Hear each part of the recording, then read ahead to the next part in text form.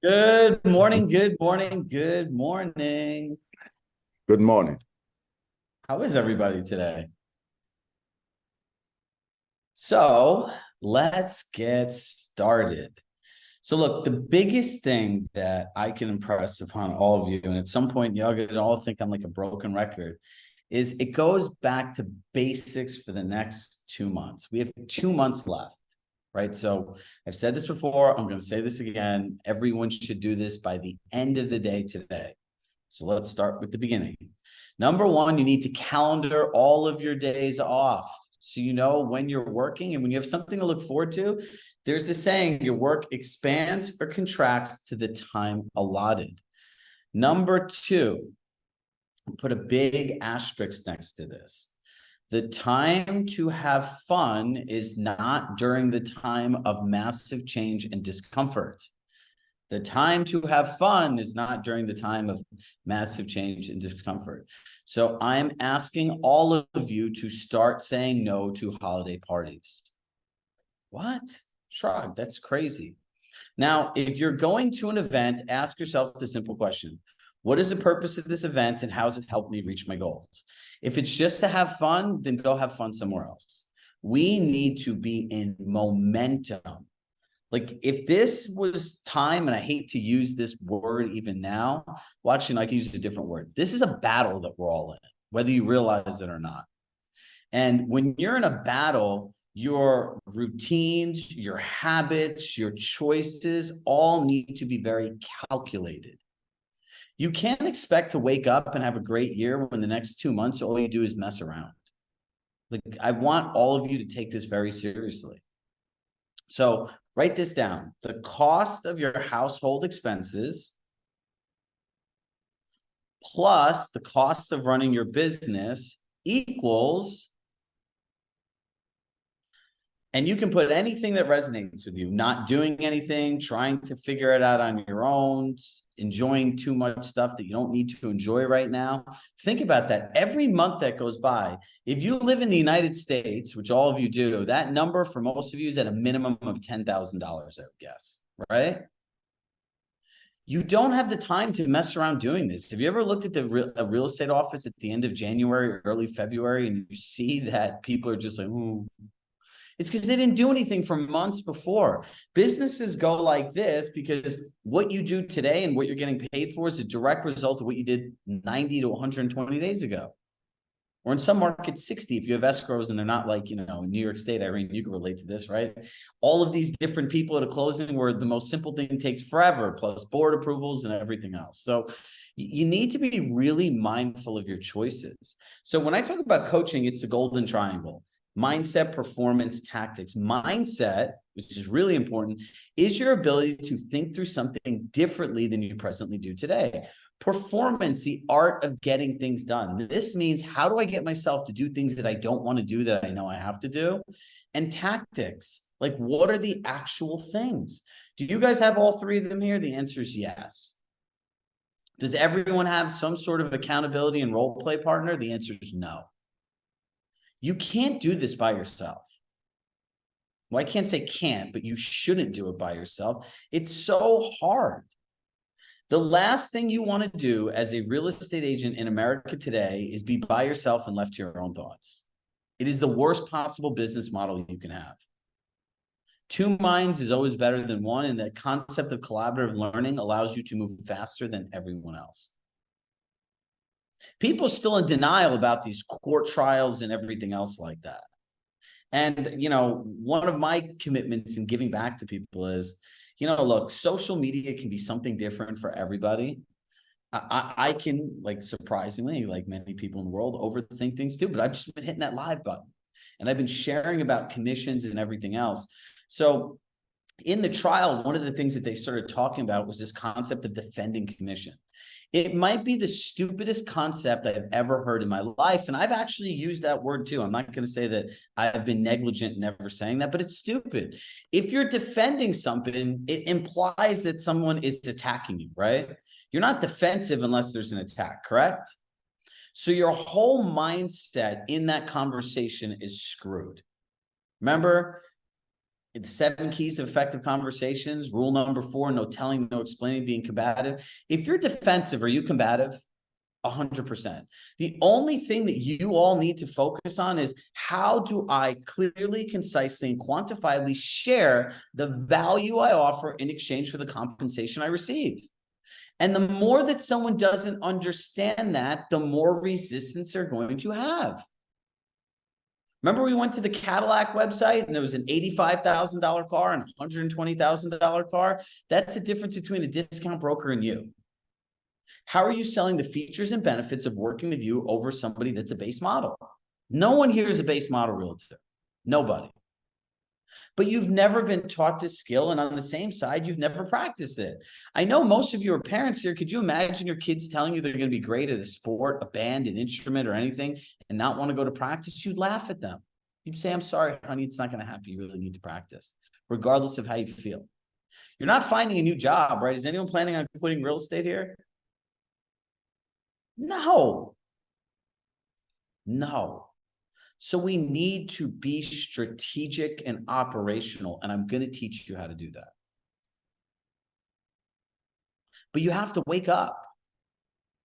So, in one of the things that I've learned over the 3.5 years that we've been running these group programs is there's an overconsumption of information and a lack of implementation. The biggest challenge that people have in any kind of investment that they make is they directly correlate attendance with ROI. That's really not how it should work. ROI in real estate, if you sign up for an annual group program, there's only a few things that you need to get out of it to get 1,000% return. Think about it. If you invest, let's just say, I'm going to make up a number, $5,000, and you do one deal, that's like a 300% return on your investment. And that's at a $15,000 commission, which many of us are higher. It's not rocket science, but you have to approach this like, okay, what are the systems, skills, structures, processes? What are the things that I really need out of this? And how am I going to master one thing at a time? So over the course of 12 months, because this is an annual business, I take my business and my skills from here to here. You need to learn, you need to implement, you need to measure what matters, you need to make the changes, you need to automate it, and then you need to move on. Why can't we do that? Where's the gap? That's what you need to start figuring out for yourself. There's no lack of materials. There's no lack of training. There's ChatGPT. There's Google. There's a really cool thing. I'm going to tell you what this is for people that don't have massive budgets for social media. There's a thing called Opus Clip. Write this down.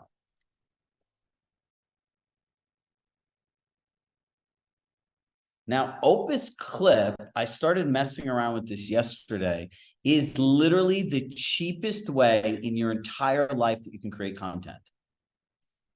So, Katarina, you know what we can do? We can sit here and we can literally record videos for an hour on 15, 20 different topics. And in the end, it uses artificial intelligence. You can do it automatic. You can do it 30 to 60 seconds, 60 to 90, 90 to 120, whatever it is. And it literally creates a video. The sound cuts out all the background noise and everything. It puts those like highlighted captions, which you can edit to match your brand colors. And it'll put little emojis and everything, and it spits it out. And it also could be directly integrated into YouTube, TikTok, Instagram, and LinkedIn. And what I'm telling you, it is cheap for 4,800 minutes of video for you to review over the course of the year. It's $250. And you can post from there. So if you start thinking about it, the world is not short of resources. It's short of strategic thinking, which is a learned skill. So the question becomes, what are you focused on now? Drop in the chat, what's your goal for the next 30 days? And I don't know if Ian Wolf is here. Shout out to Ian, who's been sitting here slowly cranking away at those videos. Shout out to John Jenkins, who diligently does his morning routine every day. If you're not in our WhatsApp chat, you're missing out. And the reason I'm asking everyone for their goals, if you don't know what a goal is, borrow someone else's. So 2 people have goals today.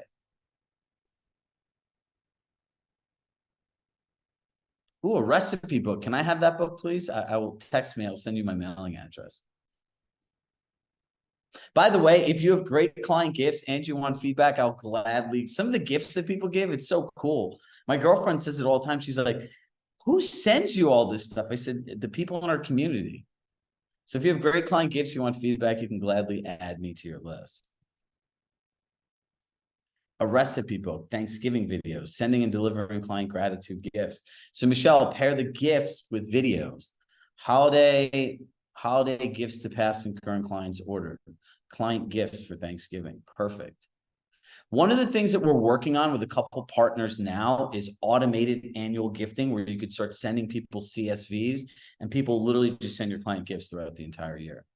We have a wine company that you can make these cool, customized, branded wine bottles and send them to people. And they're not crazy expensive. So think about this. Here's your goal. How's it in your schedule? I want to make $1 million. Great. How many times are you prospecting every week? How many contacts are you averaging in that time? How many conversations you have to have for a referral, an appointment, and a closing? And then how many of those calls you need to make divided by your average GCI to get to your goal? That is a system in a business.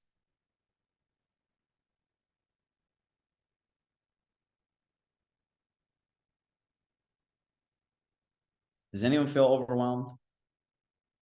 Raise your hand. You shouldn't. And I'll tell you why. If you try to do everything, you're not going to do anything.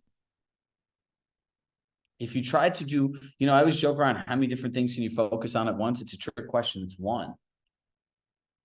So look at the core areas of your business, right? There's your skill set, which is the most important. There's your clients, like the people that you're working with. That's a second bucket. The third bucket is your database and the communication with them. How difficult can you really make this? If you reach out to 5 people a day, write a couple notes a day, reach out to 3 Compass agents. If you do that religiously throughout the years at a 1% conversion rate, it's 20 transactions. And every year you reach out to 3 agents a day, you're going to meet 600 new brokers. And then you just focus on deepening those relationships. But we all need to become present with what's most important to us for the next 30 days. And then break that down up into what do I need to do each week, down to what do I need to do each day. Remember, action over outcome. All we need to do is do these activities consistently, and everything you want will happen. You guys have been so committed throughout the summer and everything of coming here and listening. It is our jobs to make sure that you do something with the information.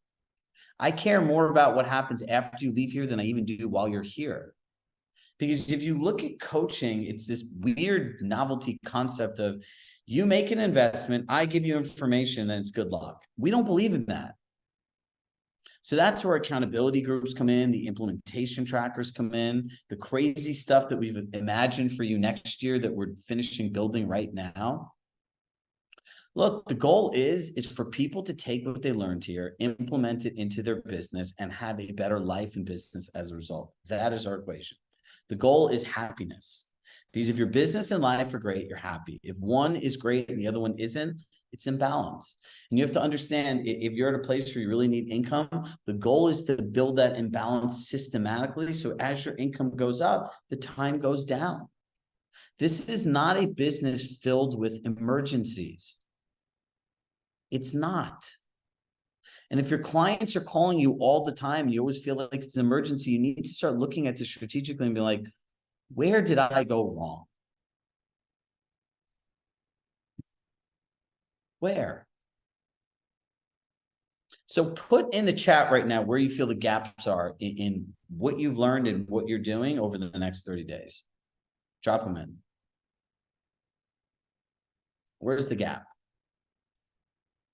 This is where the chat boxes go. We all have gaps. You need to understand what you're good at, what you're bad at, and where you need to get help.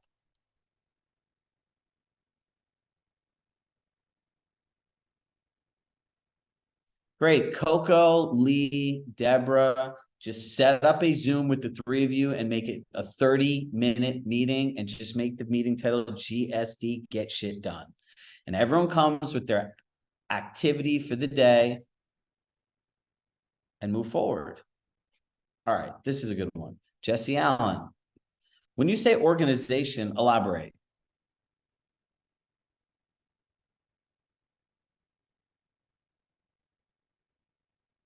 I'm going to unmute you. All right, go ahead, hit unmute. Hi, Chirag. Good morning. So when you say organization, where do you get stuck? Like, does things get overcomplicated in your head? I find that if I do organize the night before, I'm great. If I make my to-do list, set up the time blocking, I'm great. But sometimes I procrastinate and then I'm a mess in the morning. Got it. So one, I just want to thank you for being honest, right? How this all works. Now, look, so here's what you need to do. If you wait, Brian Tracy has this concept called eat the frog, right? It's like pretty much take the most difficult thing and do it first. So what you want to do is before you end your work, right? You want to delineate. Do you have kids, family, friends, something you do after work? Yeah, I mean, tennis, my niece, yeah, concert Perfect. last night. So what you want to do is this. Before you go to your human life and you shut your work down, because everyone should shut work down at some point in the evening to have dinner, to kind of unwind and like do stuff to be human, because no one can be on 24 hours a day, right? So what you want to do is get in the habit of the last thing you do in work is organizing the day before and doing that 10 minutes. For everyone, we need to do that. If you have no evening routine, you have no morning and you have no next day. It does not work that way. That's a simple win, right? Now, I started this concept during COVID because during COVID, our business just started. So we're around the clock working. And I started to feel burnt out. I could like wake up at 4 o'clock and work. Like, I don't mind doing this.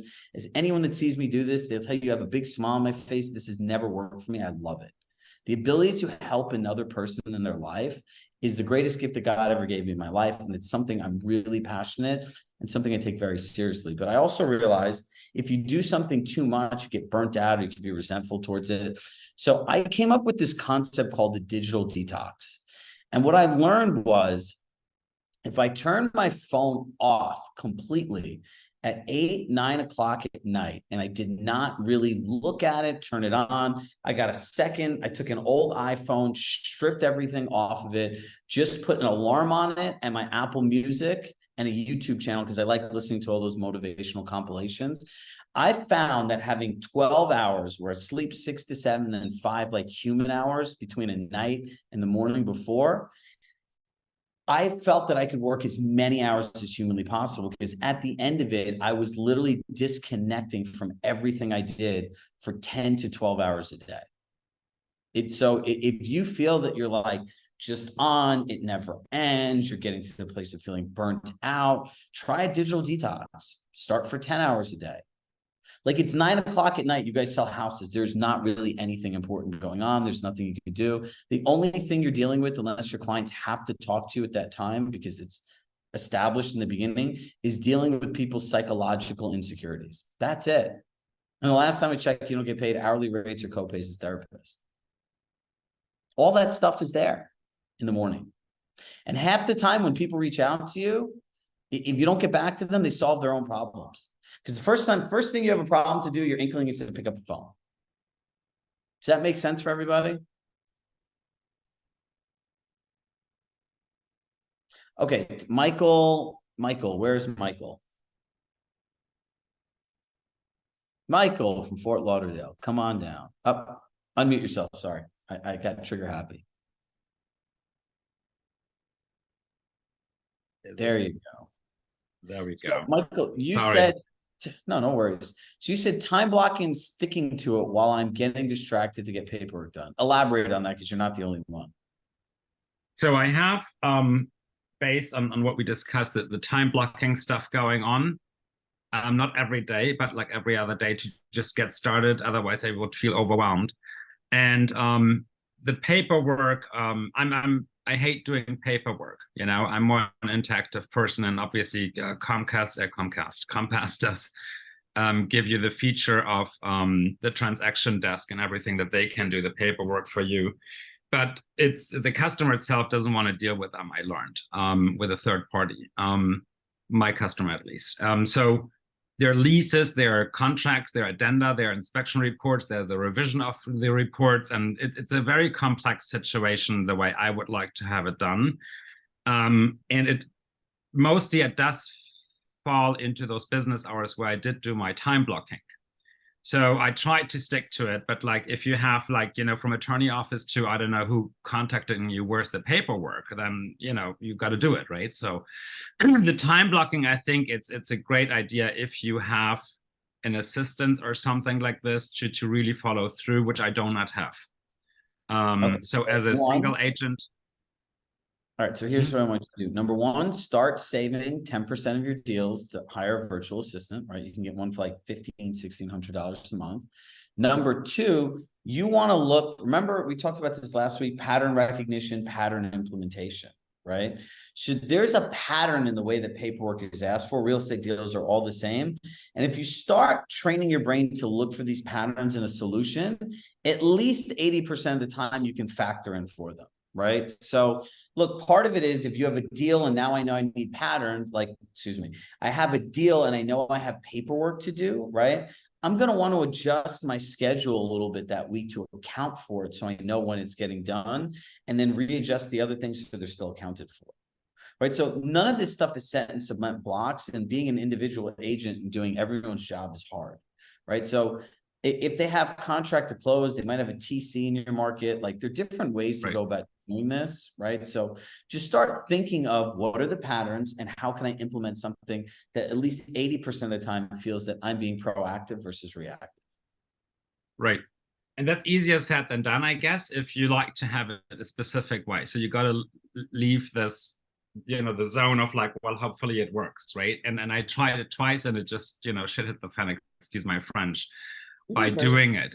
I deal with a lot of higher end condominiums, and they're very restrictive of how to do the paperwork, what to submit, and so forth. And I mean, an application can go over hours to just, you know, get things going. If you have I'm your client, right?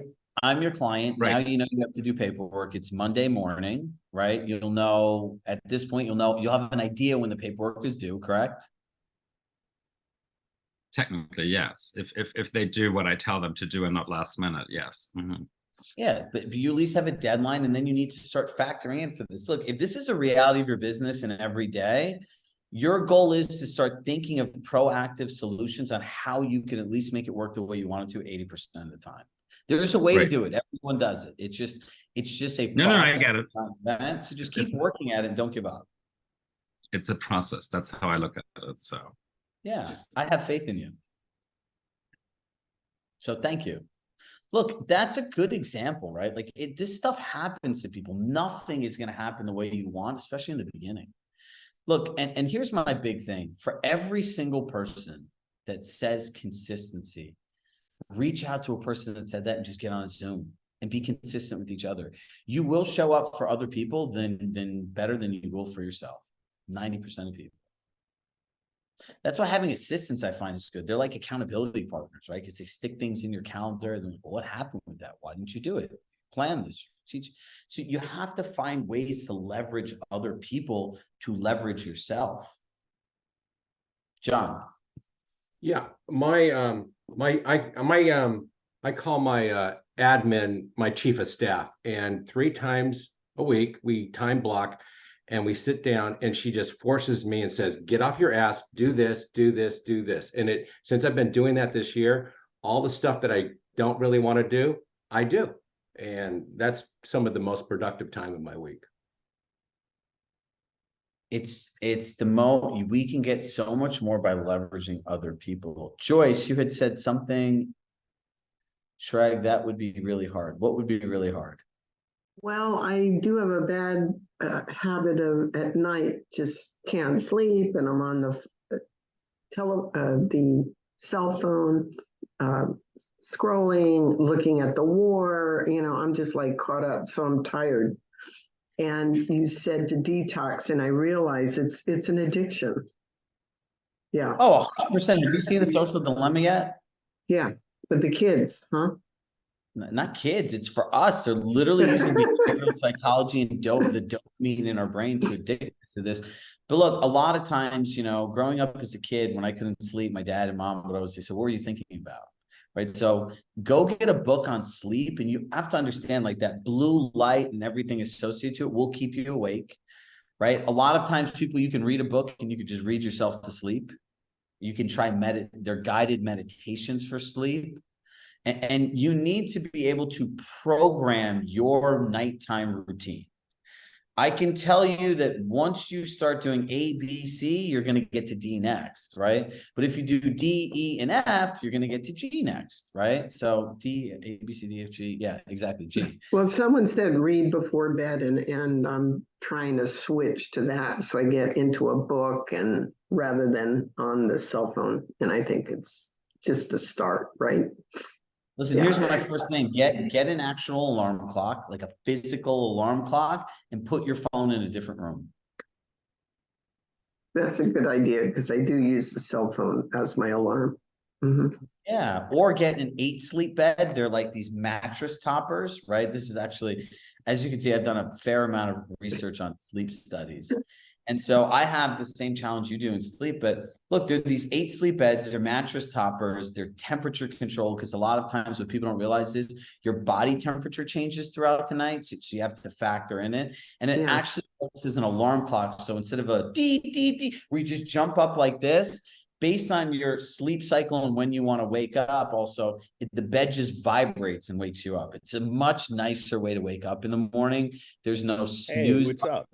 And so if you have an 8-sleep mattress and you put your phone in the other room, the bed's vibrating and you walk to the other room, then you have to physically turn your phone off, have a glass of water, drink a glass of water, brush your teeth, and you'll be off to the races. Well, 5 p.m. 5 a.m. Sorry.